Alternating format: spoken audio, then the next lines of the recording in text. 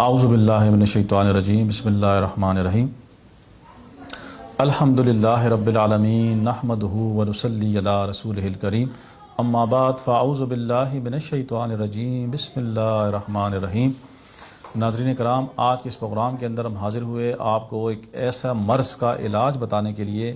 کہ جو اکثر و بیشتر آج اس کے پاس خانقاہ پہ لوگ آتے ہیں، آستانے پہ لوگ آتے ہیں، ایک دیرینہ مسئلہ ہے، آج کل کامن ہو گیا ہر دوسرے بندے کو، اور میں تو حیران ہوتا ہوں آج کل بچوں کے اندر بھی شوگر پایا جاتا ہے، اور شوگر ایسا مسئلہ ہے کہ یہ بندے کے لیے ناسور بن جاتا ہے، کھانا بھی پرہیزی کھانا پڑتا ہے، انسولین بھی لگانے پڑتے ہیں، بندہ ایسا ہو جاتا ہے کہ بالکل جو ہے نا ناکارہ سا ہو جاتا ہے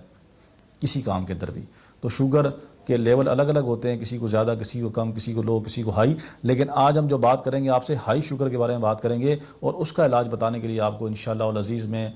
یہ گائیڈ کروں گا کہ آپ نے کس طریقے سے اس مرض سے جان چھڑانی ہے اور اپنی شوگر کو اعتدال پہ لے کر آنا ہے۔ سب سے پہلی بات، شوگر ان لوگوں کو ہوتا ہے کہ جو زیادہ ٹینشن لیتے ہیں، ڈپریشن لیتے ہیں۔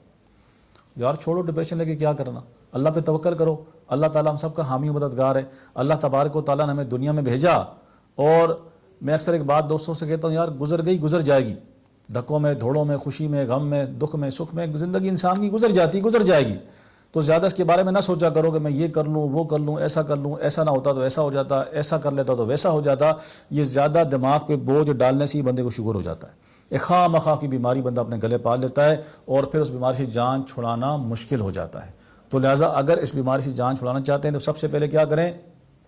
اپنے دماغ کو ریلیکس کریں اور اپنے آپ کو بس یہ باور کرائیں کچھ بھی نہیں ہے، جو ہو گیا اچھا ہو گیا، جو ہو رہا ہے اچھا ہو رہا ہے، اور جو ہوگا اچھا ہوگا، کیونکہ میرا رب جو کہ آپ کا بھی ہے، میرا بھی ہے، ہم سب کا رب ہے، وہ ہم سے زیادہ پیار کرتا ہے، محبت کرتا ہے، تو لہٰذا وہ کبھی نہیں چاہے گا کہ میرا بندہ پریشان ہو۔ اور بیماری اگر آتی ہے، پریشانی آتی ہے، تو یہ ہمارے اعمال کی وجہ سے آتی ہے۔ تو کوشش کریں کہ اللہ تبارک و تعالیٰ کی بارگاہ میں مغفرت طلب کریں اور اس سے شفا طلب کریں۔ اللہ کریم ہے، اللہ کرم کرنے والا ہے۔ شوگر کا میں آج انشاءاللہ 2 طریقوں سے علاج بتاؤں گا، روحانی بھی اور دیسی بھی۔ پہلا طریقہ روحانی، کہ نماز کی پابندی کریں، ہر نماز کے بعد نماز کی پابندی کریں۔ نماز، میرے کریم آقا علیہ الصلوۃ والسلام فرماتے ہیں نماز پڑھو کہ نماز میں شفا ہے۔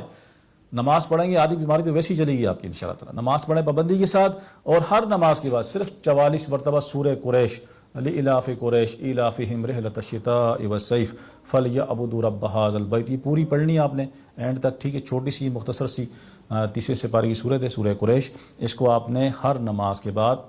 صرف 44 مرتبہ پڑھنا ہے، اور پھر اپنے پہ دم کر دینا ہے، اور اللہ کی بارگاہ میں دعا کرنی، یا اللہ اس اپنے کلام کی برکت سے مجھے شفا عطا فرما۔ اللہ پاک شفا عطا فرمانے والا ہے۔ اور اس کے بعد جو دیسی حال ہے اس کا، وہ یہ ہے کہ آپ نے میتھی دانہ لے لینا ہے، میتھی دانہ، ٹھیک ہے؟ اس میتھی دانے کو 1 پاؤ لے کے گھر میں رکھ لیں، یا گلینڈر کر کے رکھ لیں، یا ثابت رکھ لیں، جیسے آپ کو آسانی ہو۔ کیلنڈر کر کے رکھ لیں تو زیادہ بہتر ہے، کیونکہ جب یہ کوئی بھی دوا دیسی ہوتی ہے، جب بالکل پاؤڈر بن جاتی ہے تو اس کا فائدہ زیادہ ہوتا ہے۔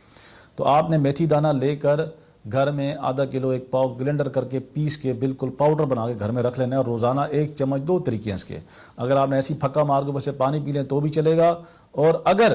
اس کو رات میں، اگر آپ کا معدہ کمزور ہے، برداشت نہیں کر سکتا، تو دوسرا طریقہ اس کا یہ ہوتا ہے کہ آپ نے گلاس پانی لینا ہے، اس میں رات بھر اس کو ڈال دینا ہے، 1 چمچ پانی کا 1 گلاس پانی میں،